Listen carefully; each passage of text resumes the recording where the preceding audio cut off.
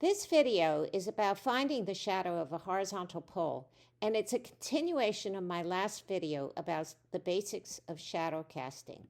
Check out my book, Ellen's Guide to Casting Shadow, on Amazon, where the Kindle is only $5. The basics of shadow casting is what I call the light triangle, which I described in my last lecture. But briefly, the light source is connected to the vanishing point for the shadows by a vertical reference line. And this vanishing point must be on the casting surface. To find the shadow, you send light rays over the top of a pole and shadow lines under the bottom of the pole, and where they meet is the end of the shadow. In this picture, we can make each person a pole and then find the light that goes over the top of them to the end of their shadow, and the shadow line that goes through the bottom to meet the light at the end of the shadow. And when you do that, you find that all the shadows go to this vanishing point here on the horizon, and all the light rays go to the sun vertically above this vanishing point. We can determine the shadow for this door using vertical poles, and for each one, you draw light rays through the top and shadow lines through the bottom so you can find the intersection of the two. And here I drew light triangles, so we have one intersection here, one here, and we see that the shadow lines diverge because we're looking at the sun. Instead of finding the shadow using vertical poles, we can instead use a horizontal floating pole, that is a pole that doesn't touch the casting surface. Establish seats from each end of this pole to the ground. Then pass light rays through the top of each seat and shadow lines through the bottom of each seat, and where they meet are the ends of the shadow, here and here. Now we can find the shadow of this rectangle by finding either the shadow of the horizontal pole or the shadow of the vertical poles, and then we fill in this area, and this would be the shadow of the rectangle. To find the shadow of this rectangle, let's put it in one-point perspective. So draw the vertical lines for both sides and have the tops and bottoms of those sides converge toward the same vanishing point on eye level. Eye level is the location of the viewer's eye in space, so we're looking down at this rectangle. Whenever lines converge toward a vanishing point on eye level, they must be horizontal with the ground.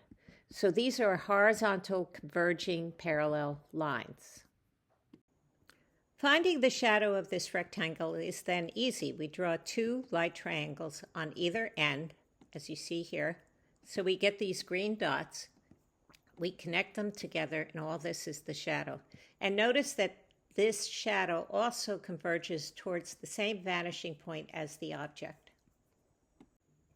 To find the shadow of this horizontal floating pole, we first need to establish seats, which are vertical lines at either end connecting the pole to the surface.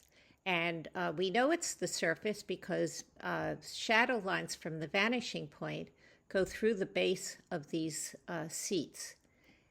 The light rays go through the top of the seats, and that gives us the two ends of the shadow.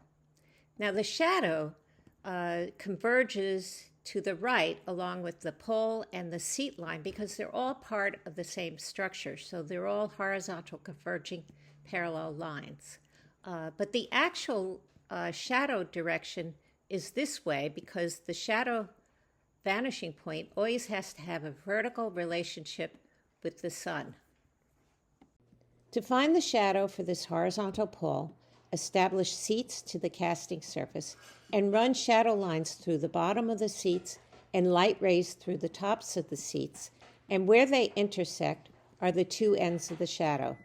The shadow, the seat line, and the pole all converged in the same direction toward a vanishing point on eye level, whereas the actual shadow direction is toward the right.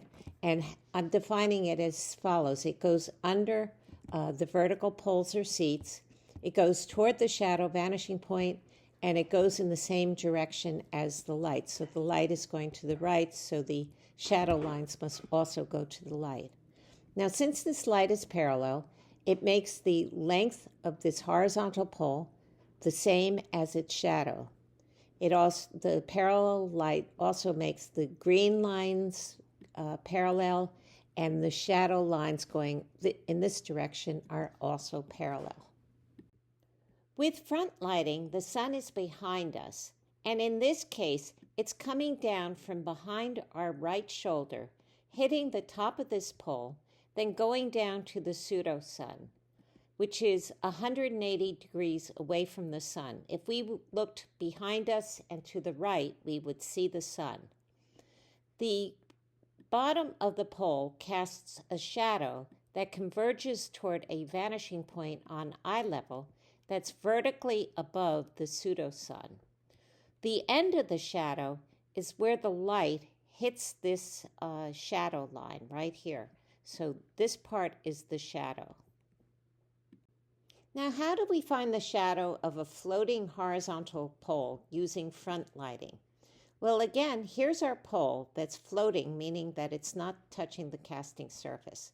Again, the light is coming down from behind our right shoulder, hitting both ends of this pole, and it then goes down to the pseudo-sun right here.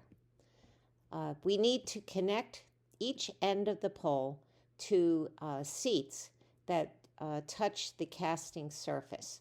And then we can draw shadow lines through the bases of these seats to the shadow vanishing point in both cases. Now, where these shadow lines hit the light rays that are coming from the top of the poles, mark the two, I'll go over here, the two ends of the shadow, here and here. Now, notice this time that this shadow does not go to the shadow vanishing point right here, because it doesn't go under the seats or any vertical poles. For this bench, I chose this horizontal pole and established seats.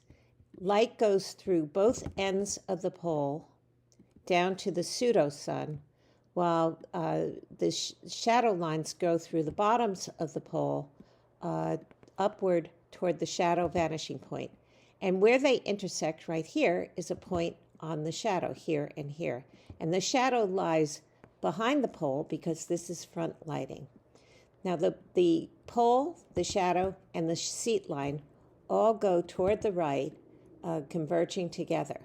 But the shadow direction goes to the left. And how do we know that? Because it's under the vertical poles or seats.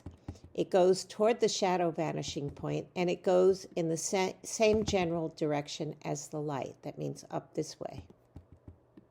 My next video will describe how shadows change when the surface changes.